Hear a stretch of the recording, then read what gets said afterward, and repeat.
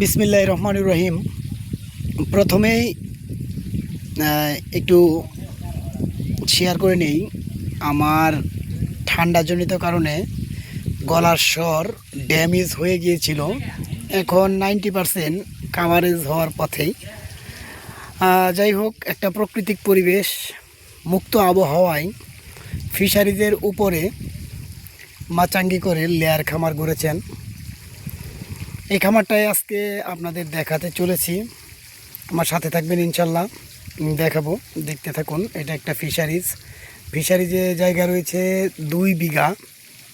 2 বিঘা জায়গাতে ফিশারিজের জায়গা খনন করে এই ফিশারিজের জন্য মাছের খাদ্য রাখার ব্যবস্থা করছে। এটাই ওই ঘরটা দেখা যাচ্ছে। আর আমার সামনে যে ডিসপ্লে করছে ফিশারিজের পাড়, আমি আপনাদের দেখানোর চেষ্টা করছি। আশেপাশে বাড়িঘর নেই। এই জায়গাটা হচ্ছে ফানুর, জাটিয়া ইউনিয়ন, ঈশ্বরগঞ্জ, ময়মনসিংহে। এই ঘরটা আমরা দেখাচ্ছি পানির উপরে মাচা করা। এই মাচার ঘরের ভিতরে রয়েছে 1000 লেয়ার মুরগি।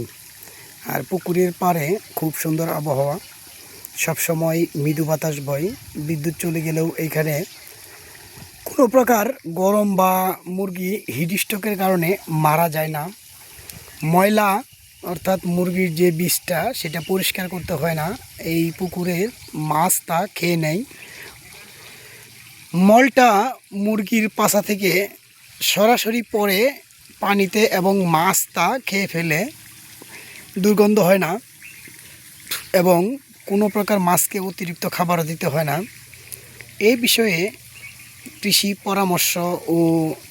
কৃষি পরামর্শদাতার কাছ থেকে খামারি পরামর্শ নিয়ে খামারটা গড়ে তুলেছেন এবং লাভজনকভাবেই খামারটা পরিচালনা করছেন। এখানে খামার গড়ছে, এটা 3য় বেস। এর আগে আরও 2 বেস মুরগি পালন করেছে, তাতে লাভজনক এবং খামারি লাভবান। আপনাদের দেখানোর চেষ্টা করছি। দেখেন, এটি পুকুরের পাড়ে রয়েছে খুব সুন্দর সুন্দর গাছ।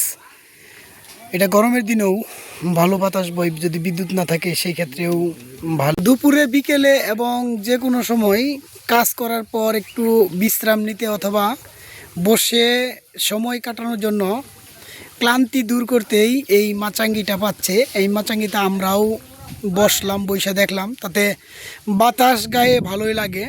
মৃদু মৃদু বাতাস বয়, ঠান্ডা ঠান্ডা কুল বাতাস। এইটি হচ্ছে এই ফিশারিজ এবং খামার। আশেপাশে কোনো বাড়িঘর নেই। এই অঞ্চলে অনেক ফিশারিজ রয়েছে।